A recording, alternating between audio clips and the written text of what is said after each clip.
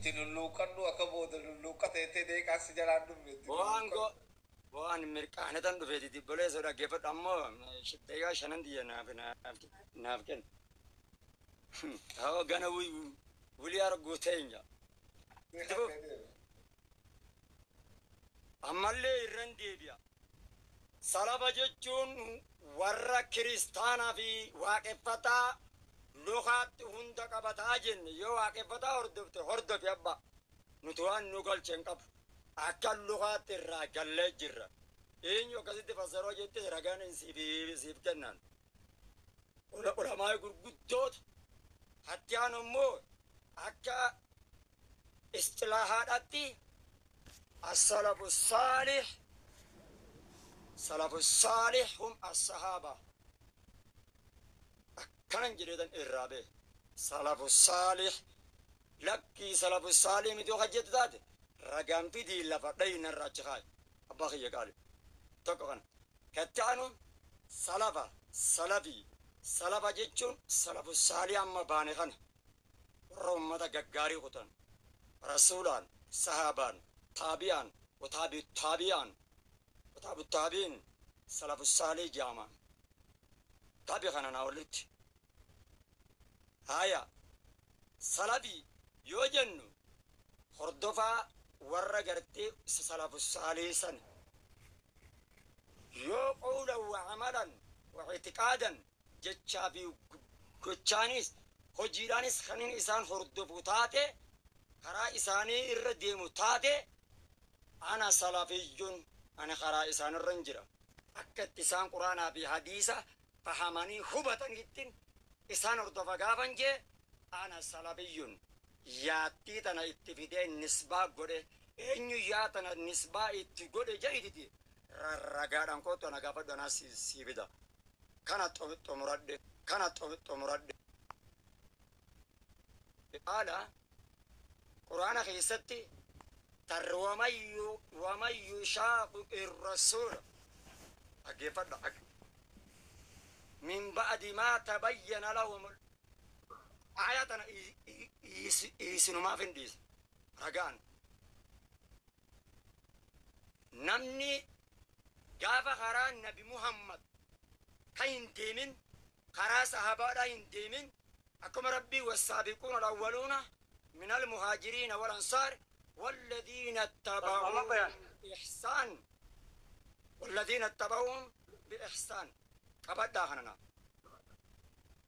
لكي لفظي سلبيات جتو خنا قرآن خيسان وبديو خجتان تاتن أكبرن أنا قمة الدروان تن إيسس قمة الدروان تن إيسس قمة الدروان تن إيسس قمة الدروان تن إيسس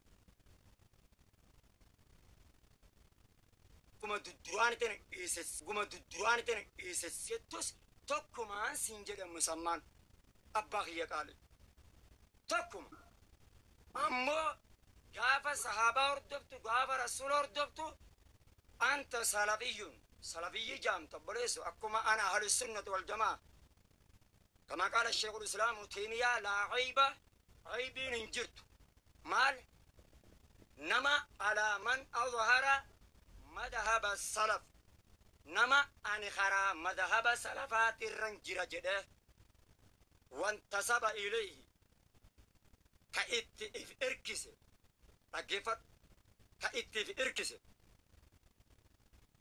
أجسني إنما شيخ الإسلام تيمية بودر بل يجب قبول ذلك إذا كان قولا وفعلا واعتقادا وعملا ومتابعا جابا جتشابي قتشانيستي الرافودون واجب جان نمني خامو كأني خرام سلابرين خاوهجيبي قتشابي جتشانيس خرا إسان الرين جرة كالمنافق أكنما منافقاتي جان نمني خرام مذهب سلابر صفات والربي لو بين سبب جيزه هينن كارو نمني خرا رسولا في صحابة في تابع الرجل أكيف تناف نتي خرا سلفني أهل السنة والجماعة طائفة المنصورة أهل الأثرين أنا تجرت النام هذه فما سيم جد ragaadhaan harkaa dhoota siin jedhu. Din jedhii siin hanga isaanii siin keessa. Fixe saa isaa alfaatii deeqaa isaa fixe os. Isaa eenyu wajji haasa'u? Bakka dhuma Eenyu wajji haasa'u? Obboleessa obbaa haasa'u guyyatti hojii gootu. Naa wajji haasa'u? Sim jedhiin jedhu. dhumate naafsa. mama bayaan. Sim jedhu. Inaf. Sim jedhu. Hamda Muhammad Bayaan. Yakka. Kan amma ani salabii miti gaafa jettu ati kiristaana hordofaa jirta jee jechuudha. Humaatii miti. Humaatii miti. Obeetti maayii. Kiristaanaatii miti. Alfaatii Muhammad Naajuu sallallahu alaihi wasallam. Miyuut godhadha amma namni tokko. Namni hundi miyuut godhadha. Jara keenya obboleessi keenya alfaati ragaa gaafate Muhammad Bayaan. Qur'aanarraa hin qabu jettee hadiisarraa ni jiraahi jeen. Haga amma obboleessi keenya Muhammad Bayaan hogguu takka ittiin gufanne hogguu takka. Akka kana jechuun ragaa hadiisa keessaa fidee kan gartee isin salafiyyii ittiin ja'aa kan jiru tara takka ittiin gufanne jechuudha. Si galee an akka daanyettiin isin La ajenda irraa baasuun qabdan ture bar da'awaa godhu jira bar Muhammad Bayaan waan inni haasa'u jiru takka hin dhageenye gabbeetiin deebi'ee giseen an dhuferraa silaa sagantaa sirreessuu qabdan ture gaafin an gaafadhe san Muhammad Bayaan tartiibaan naa deebisi gaafii si gaafadhe da'awaa moo nu goota amma deebisaan jiru tuni taraa irraa boodaati ati daqiiqaa shanan kee fudhadhu haasa'i inninis daqiiqaa shanan isaa fudhatee haasa'e taraa irraa boodaati taraa tana booda eenyu akka bazabazaa haasa'e fi eenyu akka sirrii haasa'e adda baafneeti nama bira adda bara teeti imma taraa dhalfaatii deemu irra deebi ammallee sirreessii gaafadhu gaafii ta'e. Muhammad Bayaan gaafin si gaafadhe gaafuma gaafii ati deebisa ati kannite irra dhaabbaddeetiin gaafii si gaafadhe waa'ee salafiyyii jecha juu lafzii tana bayaana godhurraa haasa'uu turte irra deebi'eetiin si gaafadha. Sababni waan ati haasaa turte an tokko takka hin dhageenye hoggati buuturraan itti himadhee gadoo bahe. Hogguman viidiyoo banadhu kanan dhufe si da'awaa godhu jirutti hin dhufe.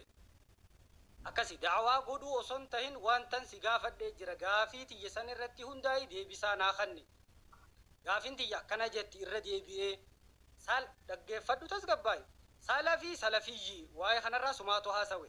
Jechi salafa ja'amu man taqaddamaa jette khayriin haa ta'u sharriidhaan haa ta'u nama dabreenaan jette.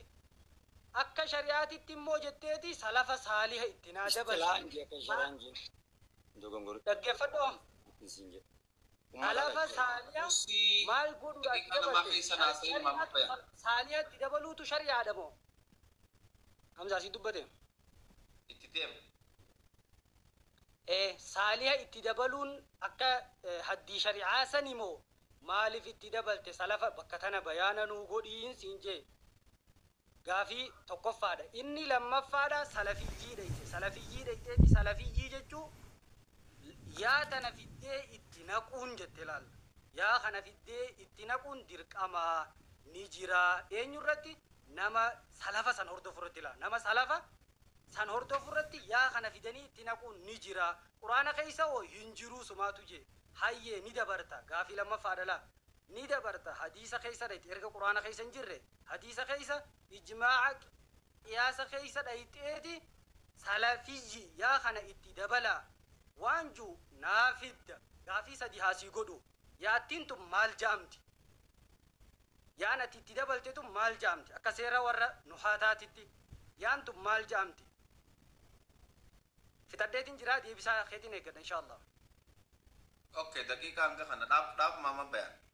Laalaa jira tuni ta irraa boodaati yoo Muhammad Bayaan deebisaa isaa akkuma reefutti waan biraa haasee bira kutee Muhammad Bayaan hara biraa buufneetitti nama biraa hawaan kanatti dabrutti dabarsina. Kanaaf ammallee mana taaptaap godhuun dagatinaa jala keenya manni reefu nu buuseen nu deebisee isin hin agarre malee taaptaap godha please taaptaap godha. Obboleeyyan keessan alfaatii fi Muhammad Bayaanii fi hundinuu akkaawuntiin isaanii haareya follow godhadhaa hunda nama asirra jiru follow godhaa taaptaap illee godhaa jala keenya galatooma. Muhammad Bayaan siifiin kanna wanni si gaafatame gaafii sadihi gaafii sadeen tartiibaan ragaa isiidhaa lafa nuufaayi akka namni warraa baratutti galatoome taraan teeti deemu.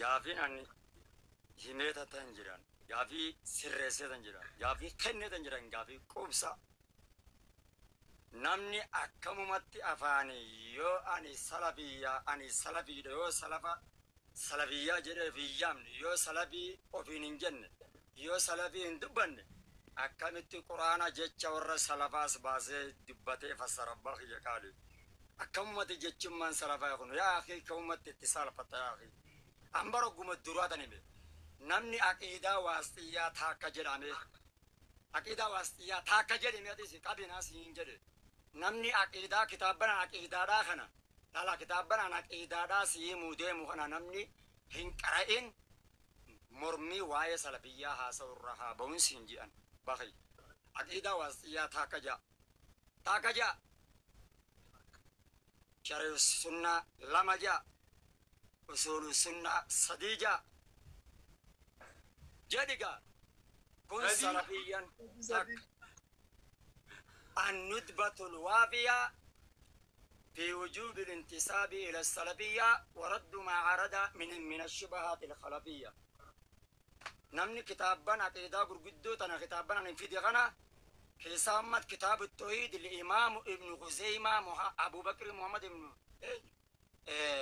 كتاب التوحيد نمني كتاب عقيدة قرقداتنا هنكرين وهي سلفية الروادبتو هندندو أما اللي عقيدة السلف وأصحاب الحديث إنبيتنا عقيدة السلف وأصحاب الحديث حائية ابن أبي داود أبان كتاب تجار رب رحمة زاغود وچرت واحد دبتن جچ نمني واي عقيدة خنا هم بين أبدا واي سلف الراسو هندندو أبرز سيقال بويو أفان أورمودا بيت سلف جچون كريستانا سندو اندي قبادي خوتي سن نانغالچ وري سلفي يما انكارو سنين انديمنا جنلت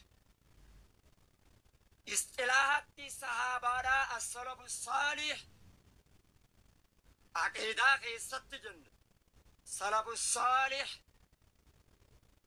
أمة قاري صحابة جن جرن ترت ولي قال لغنا إنكار نمو انتاد أين سلف الصالح الصحابة والتابعين وتابعوا التابعين واتباعهم خنا ورجع الراقرني اتبغي كان سلف الصالح جنو لكي خنامي دي ايني تكس قدو خنان جتو تاتي رارغان انتب قدو سياس باسا اكتلو ماين الرتي حاسوان توقو خنا كرا إساني ديمون واجب الدرقام ربي رادي تنواجج واتبي سبيل من أناب إلي أكيفت ما جيتو هي كانكون سورة برانا بندا ومن يشاقق الرسول من بعد ما تبين له الهدى ويتبع غير سبيل المؤمنين أصحاب المؤمنين هلال نمني ديمي خرا مؤمنتون ديما كنتين نمني خرا مؤمنتون ديما إيسي خرا برا ديمي خرا مؤمنتون ديما كامي نوليه ما تولى ونسليه جهنم شوف اللالي الريب انتنا نسنيمين يو أهل السنة والجماعة مرمتا سلبياس مرمى يو سلبيا مرمتا طائفة المنصورة مرمى فرقة الناجية مرمى أنا فرقة الناجية أنا سلبي جوز حديث جرى بش أبغي قال كان مو إنكار انجرت أما اللي قرآن خيساس في دنجرة والسابقون الأولون من المهاجرين والأنصار والذين اتبعوهم لا والذين اتبعوهم بإحسان فدياس إنما فسركنا تطبق رسيسي كان والذين اتبعوهم بإحسان مثال اللولوم تيين يكون مرمجي دي علماء الرتين النهاي دوكم شيخ الإسلام تيمية لا عيب على من أظهر مذهب السلف وانتسب إليه أو اعتز بل يجب قبول ذلك أو اعتز عندنا أو اعتز أو اعتز Dhaabi sa'aantee تيم جد dhumte. نفس الرداء Dhaabi nurraas dhumte sa'aanteeti. Us Hamza. amma Gaafii adeemsan. murtiin kennaan ajajaa. Azamza. Alfaati hogguuta kana dhagaye. Alfaatihii fi nama hedduutu wajji haasawee namootan hedduu haasawee kana هاكن مرة قبل نمزة us هاكن مرة قبل mana nullaaqin gaama amma bayan nullaaqin us Maaki- sa'aan dhumte. مايكي ما عرف قبل حق أمر التنمي Usteetuma haasawuu jirta. Us كستانا قا تفسير سكا سلبني فسرت فسرنا أكواري بدأ فسرت فسرها غشي obsi sa'aan dhumtee jirti. إرجع مكان هايين Mama هاي bayan بدأ nurraa ساتن obsi السنة nurraa. مر مترين متر Mee obsi. Sa'aantee dhumte. warri immoo as gubbaa sibira tattaani waa'ee salafiyyaadhaa kamor mantaatan Us.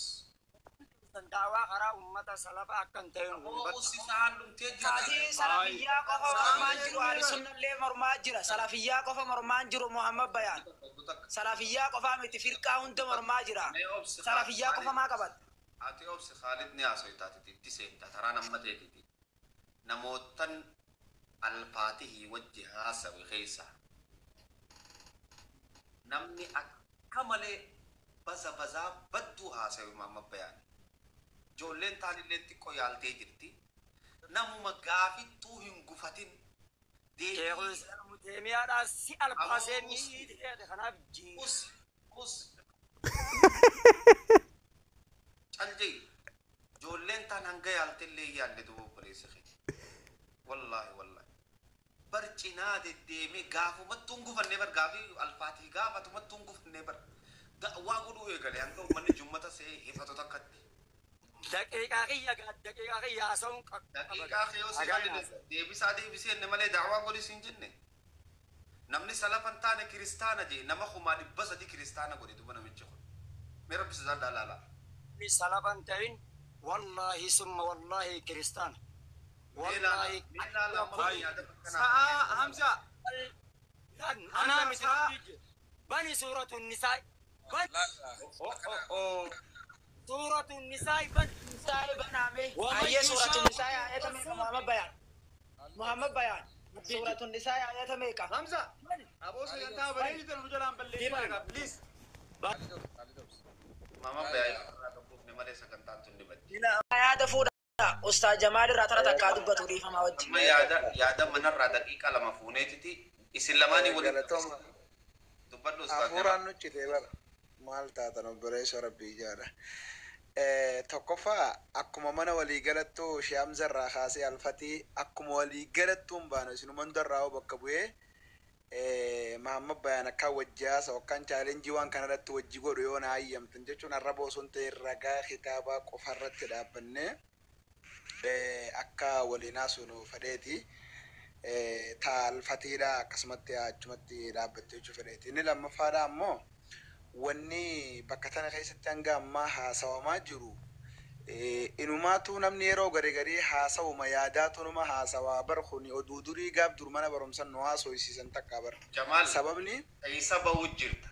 Isa ba'uu haafitadho Jamaan nama Fidhatiin haasoo akkana. Batti isa tokko la isa tokko miti egaa tokko haafitadho gaa'ee Hamza eega caarraan haa kennitanii Eshi tole laa isan tokko laa wallaa hin tokko an nama akkasiiti miti laa maalin jechuu barbaade maalin jechuu fedhe haasawa hanga ammaa daqiiqaa 5 yeroo 3 kannamee mi daqiiqaa 15 jechuu daqiiqaa 15 keessa aayanni gabaabaan tokko haqaramee fassaramee ni jira maal taatan jarana inde barani mee barama Fassaree jira adillaa qubtuu fide biraa jira Jamaal. caarraan naaf kanname namni biraan banatanaafa caarraan naaf kanname mi ittiin fayyadama laal namni hoggaa haasahu ayata tokko xiqqoo moggaa tuqee hin beekullee yoo jeebira kutuu gaarii malee yookaan maanumallee ta'u irra kaa'uudha malee kuno laan ragaa fide jenneetuma akkanumaan lafa dhinnee bira kutuun sirrii miti ammas waan ammaa dura dabres ta'ee taammaan booda dhufuttis ta'ee wanni nuti barbaannu ayata qur'aanaa ragaa nuu himanii nuu fassaruu hadiisa nuu qara'uu dhumatti wanni biraan jirtu falsafaa takkam feene. Hamza jamara liyya kana naaf dhiibee ibta Hamza. Dhiisne waa'uma sarafa kan nartu waliin haasofna. Hamza aarii dhiyya asirrattaan garafee funyaan qabee gadi buusaa dhiisinaaf. Dhiisiif Hamza dhiisiif. No. waliin dhaggeeffatan wal dhaggeeffatuun deemanii mana rabbashuu deemanii hayi. Khalid sirrii miti. Hamza. Mamma bayaanii fi dhaggeeffadhaa. Mamma bayaanii fi Jamal walittiin isin gadhiisa alfaati qophii isaa haa xumuratu. Isin na eeggadha. Hayyee.